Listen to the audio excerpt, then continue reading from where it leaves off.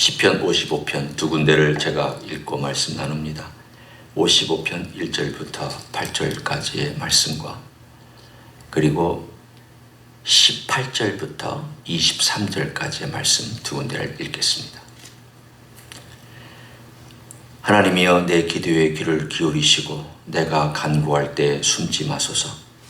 내게 굽히사 응답하소서. 내가 근심으로 편하지 못하여 탄식하오니 이는 원수의 소리와 악인의 압제 때문이라.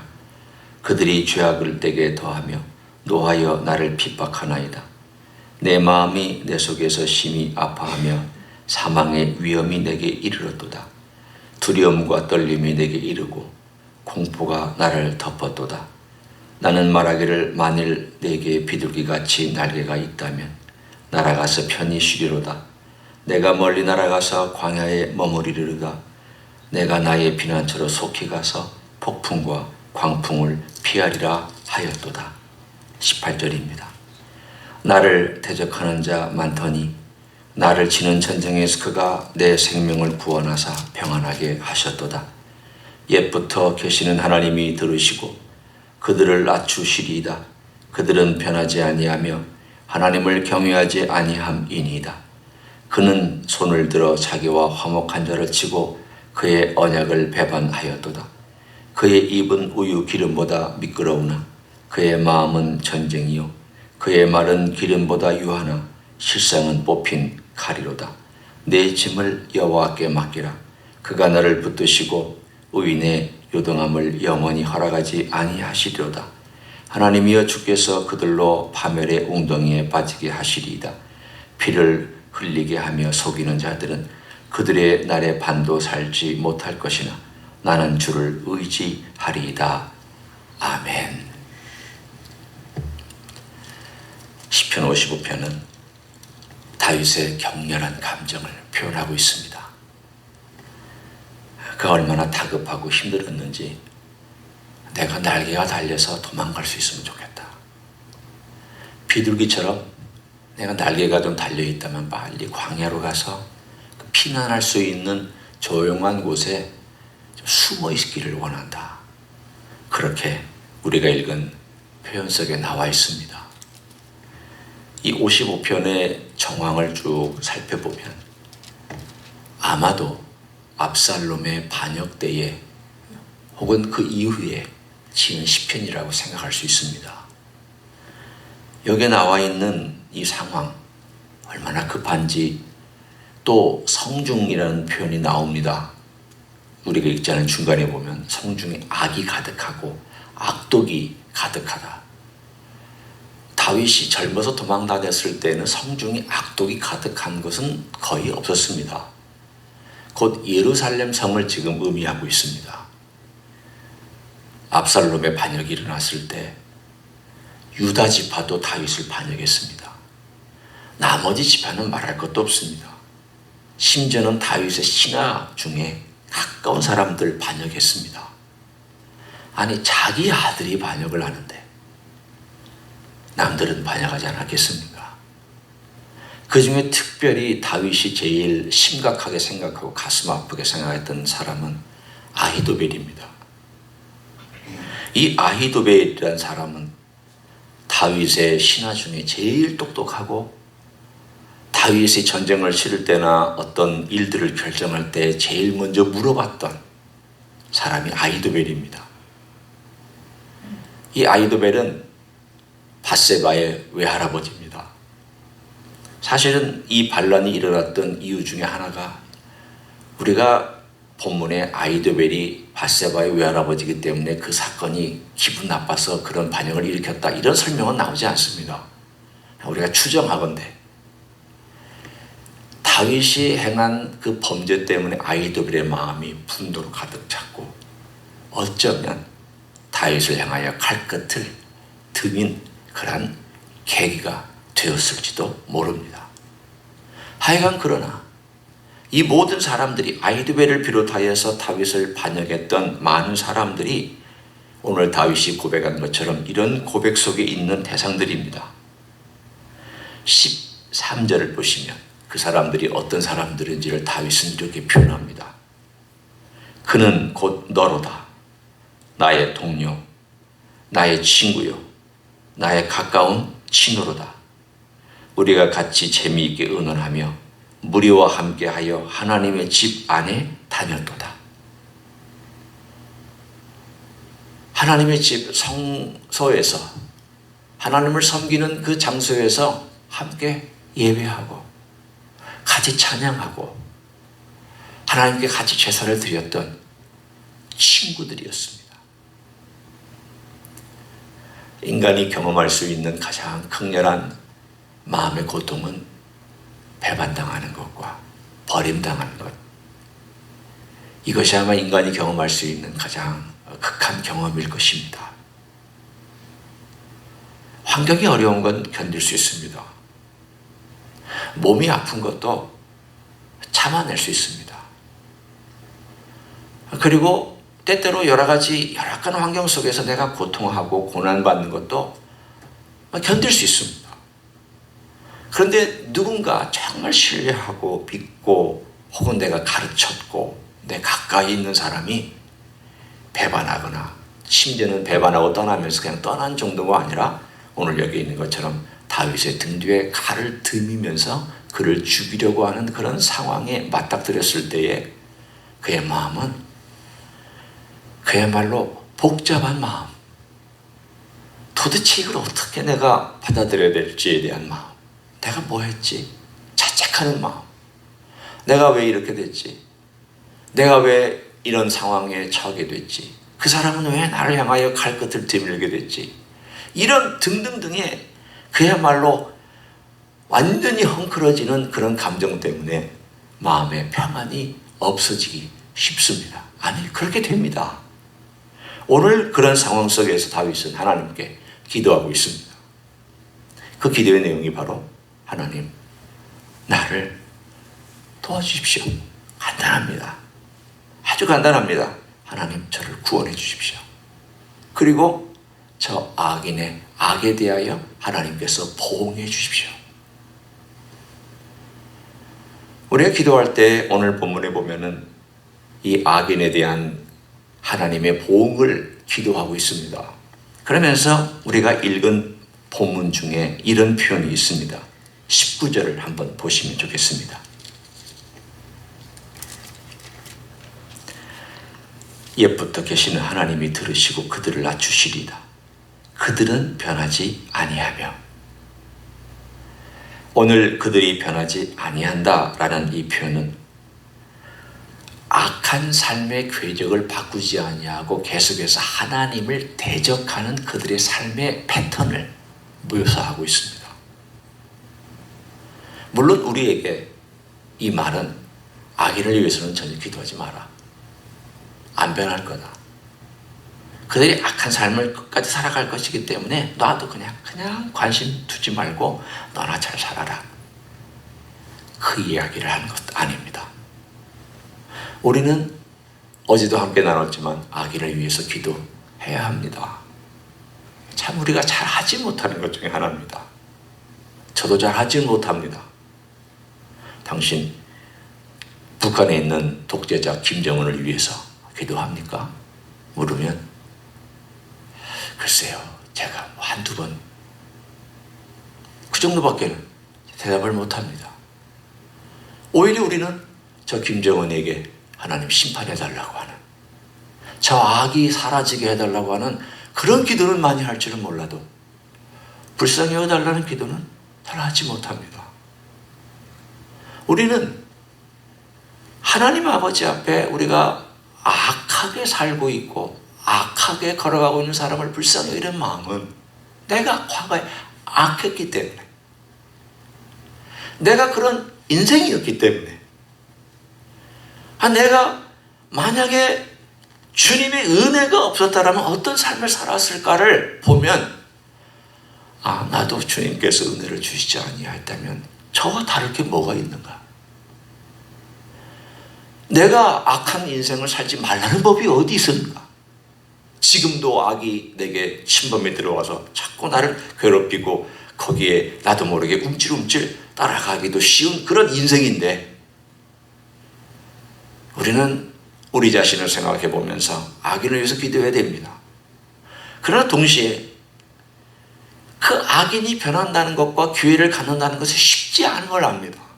계속 하나님께 반역하고 하나님을 거부하고 살아왔던 많은 그들의 삶의 패턴을 보면 쉽게 돌아오지 않고 그 악으로 인해서 그 끼칠 사회와 사람과 또는 나라와 민족에 그 끼칠 영향력이 대단한 걸 압니다.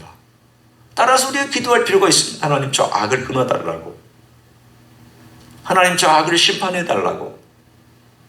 저 악 때문에 피해보는 많은 사람들을 하나님 아시지 않느냐고. 우리가 알지 않습니까?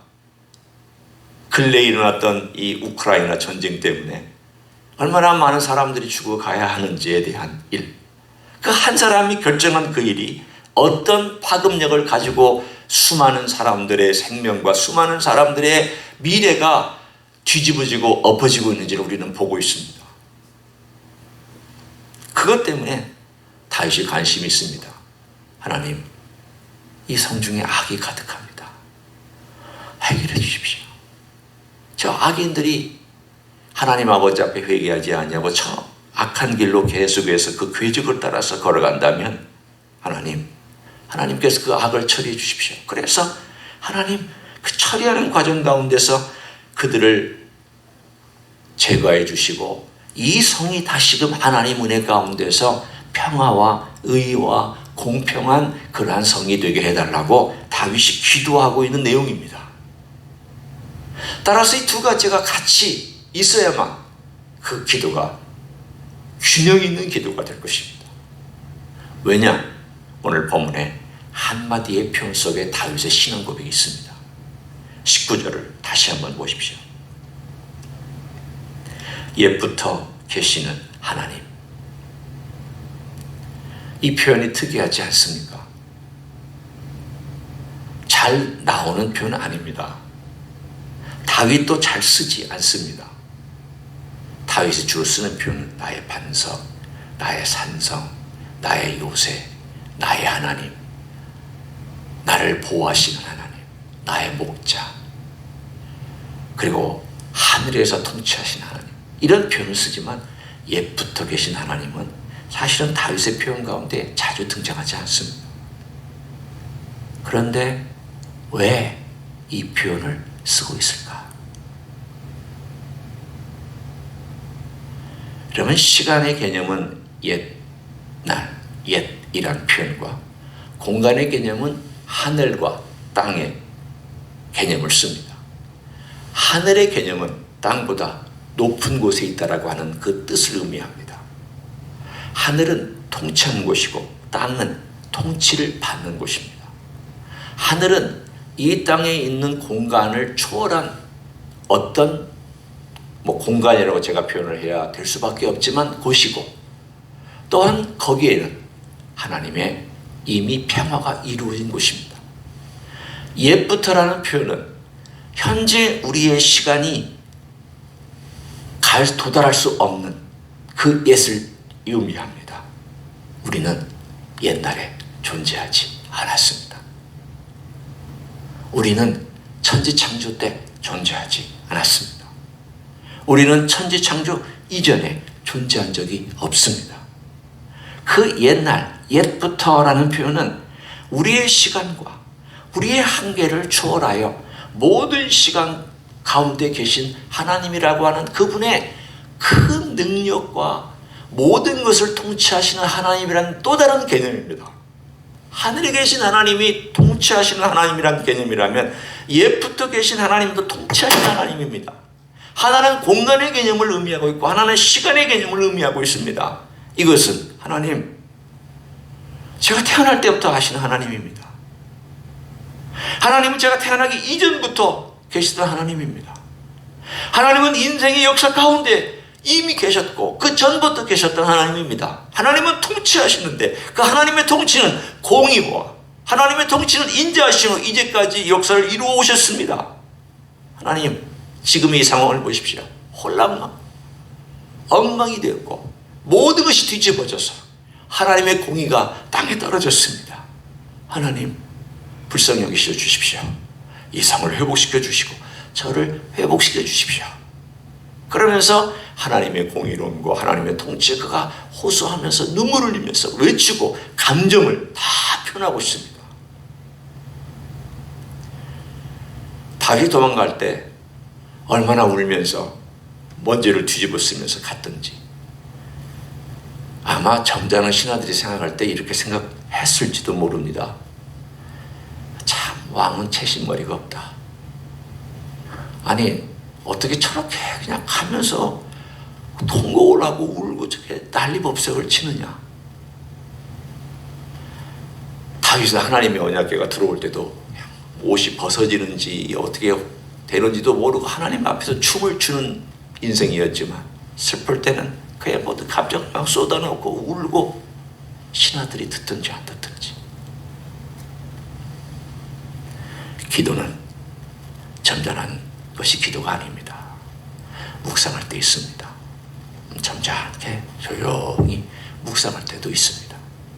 그러나 시편의 기도를 보시면 얼마나 극한 감정들이 막 쏟아져 나오고 있는지 여러분 깜짝 놀라지 않습니까? 시편을 보면 그 속에서 그냥 쏟아냅니다. 쏟아낸다는 것은 쏟아내는 것을 듣는 분이 있다는 뜻입니다. 쏟아내는 것을 들으시고 그것을 듣고 계시면서 그 마음속에 역사하고 계시는 분을 알고 있다는 뜻입니다. 그 관계가 형성되어 있다는 뜻입니다. 관계가 형성되지 않으면 쏟아내지 못합니다. 어느 자식이 어미한테 와서 자기 감정을 쏟아놓습니까?